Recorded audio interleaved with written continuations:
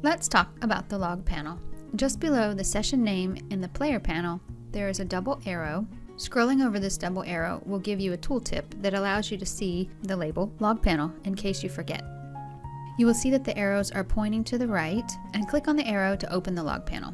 When opening the log panel, often it will only show you what the screen allows, but there is a scroll bar to the right that will allow you to scroll down to see everything listed.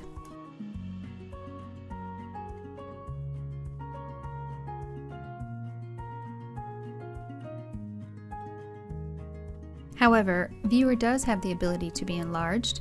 As we reviewed in the player panel, you can simply click the square at the top of the player panel screen to expand to the full screen. You can also drag the sides of the screen to make it larger. Simply mouse over one of the edges, whether it's top, bottom, left, or right. When the mouse pointer becomes a double-headed arrow, this means that you are on the edge of the screen. Hold down the left mouse button and you can drag the window to adjust to the size that you prefer. Changing the size may not be necessary as Viewer is set to maximize to the full width of your screen.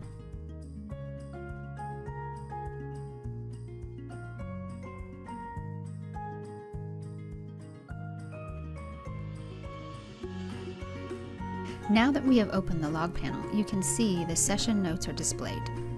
Keep in mind when you hear session notes, we're referring to annotations. These are notes that are created in draft during the recording sessions, marking events that have happened in the recording. Directly under the session notes, there are headings that indicate that you are looking at the time that it took place, the name of the event recorded, and the notes, if applicable, for each event.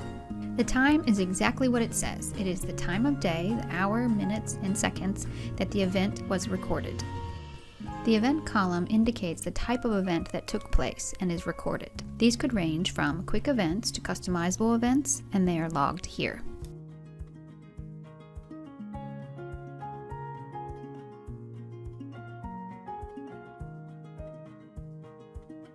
Notes can be used in whatever way the user deems useful and will assist in organization and prioritization while logging and reviewing an event.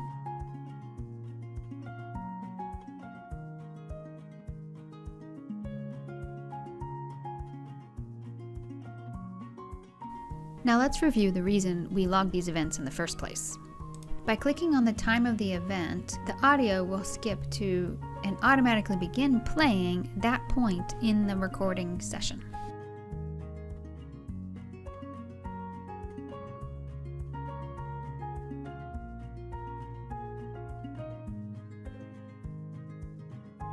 Here you see we have 6 channels. This is showing we have 6 microphones connected. This is important because if you know which speaker is at each microphone, you can identify who is speaking. As you see, next to the channel are circles, and inside those circles are colored dots, and they will change in size when there's activity on that mic and the microphone is picking up sound. Here you will see that the dot is a little bit larger than the others, and that is because the channel is being used and someone is speaking.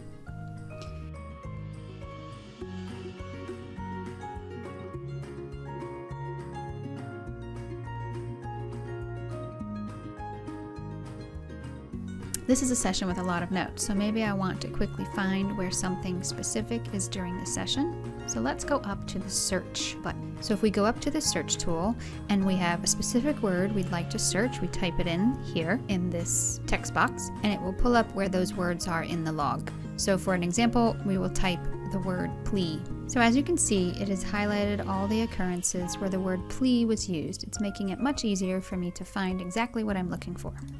Right now it shows the first instance where it is found is highlighted, and if you want to move to the next instance that it is found, you use these arrows right to left, and that will move you in the direction that they're pointing. So if I go down a few lines and I see another instance, I can keep clicking the arrows to the right and it will take me in that direction.